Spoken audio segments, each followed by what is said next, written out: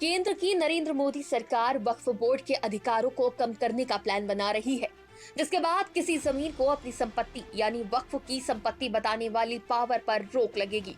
सूत्रों के मुताबिक शुक्रवार को केंद्र कैबिनेट की बैठक में वक्फ कानून से जुड़े 40 संशोधन पर चर्चा के बाद इसे मंजूरी दी गई। प्रस्तावित बिल में मौजूदा कानून से जुड़े कई क्लॉज हटाए जा सकते हैं। आइए समझते हैं कि वक्फ बोर्ड क्या है और इसके पास कितनी संपत्ति है। वक्फ का मतलब होता है अल्लाह के नाम, यानी ऐसी जमीनें जो किसी व्यक्ति या संस्था के नाम नहीं है।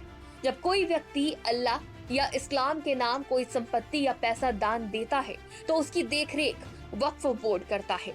वक्फ बोर्ड का एक सर्वेयर होता है, वही तय करता है कि कौन सी संपत्ति वक्फ की है, कौन सी नहीं। वक्फ बोर्ड के असीमित अधिकारों पर लंबे वक्त से विवाद हो रहा है। आरोप है कि सरकार ने बोर्ड को असीमित ताकतें दी हैं। वक्फ संपत्तियों को विशेष दर्जा दिया गया है जो किसी ट्रस्ट आदि से ऊपर है। वक्फ बोर्ड को अधिकार दिया गया है कि वो किसी भी संपत्ति के बारे में ये जांच कर सकता है कि वो वक्फ की संपत्ति है या नहीं। अगर बोर्ड किसी संपत्ति को अपना कहते हुए दावा कर दे तो इसके उलट साबित करना काफी मुश्किल हो सकता है। वक्फ एक्ट का एक्शन 85 कहता है कि इसके फैसले को हाई कोर्ट या सुप्रीम कोर्ट में भी चुनौती नहीं दी जा सकती। अब केंद्र सरकार वक्फ बोर्ड की शक्तियों पर शिकंजा कसने की तैयारी कर रही है। इसमें किसी भी जमीन को अपनी प्रॉपर्टी बताकर उस पर कब्जा कर सकने की वक्फ की पावर पर रोक लगेगी। सेंटर के इस प्रस्ताव का भारी विरोध हो रहा है। कैबिनेट ने वक्फ एक्ट में संशोधन के कई प्रस्तावों को मंजूरी दी है। वक्फ बोर्ड संशोधन की खबरों के बीच बोर्ड की संपत्ति की भी काफी चर्चा हो रही है। बोर्ड के पास कितनी संपत्तियां? वक्फ बोर्ड के पास 8.50 लाख से ज्यादा संपत्तियां हैं, जो करीब 94 लाख एकड़ एरिया में है।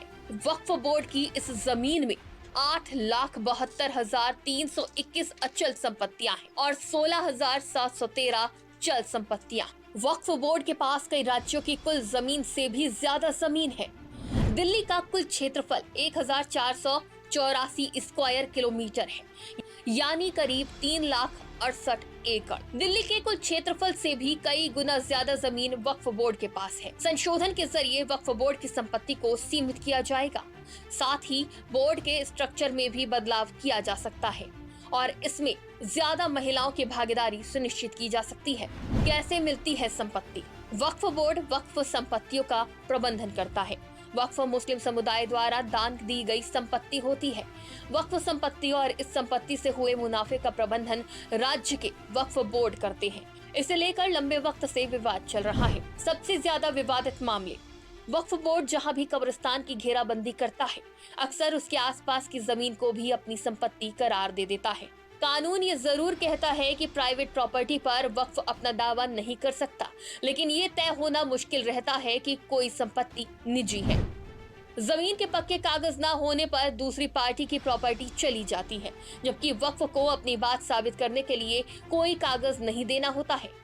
जिसे देखते हुए अब केंद्र ने वक्फ बोर्ड के असीमित अधिकारों को कम करने के लिए एक प्रस्ताव दिया है। ऐसा ही वेरिफिकेशन उन संपत्तियों के लिए भी होगा जिन पर निजी प्रॉपर्टी होने का शक है और सालों से वहां रहते आ रहे लोगों ने दावा किया है। साल 1954 में नेहरू सरकार के समय वक्फ अधिनियम पारित किया गया, जिसके बाद इसका सेंट्रलाइजेशन हुआ। वक्फ एक्ट 1954 इस संपत्ति के रखरखाव का काम करता है। इसके बाद से कई बार इसमें संशोधन होता गया और अब इसके असीमित अधिकारों को कम करने पर काम किया जाएगा। डेस्क रिपोर्ट, आज की खबर।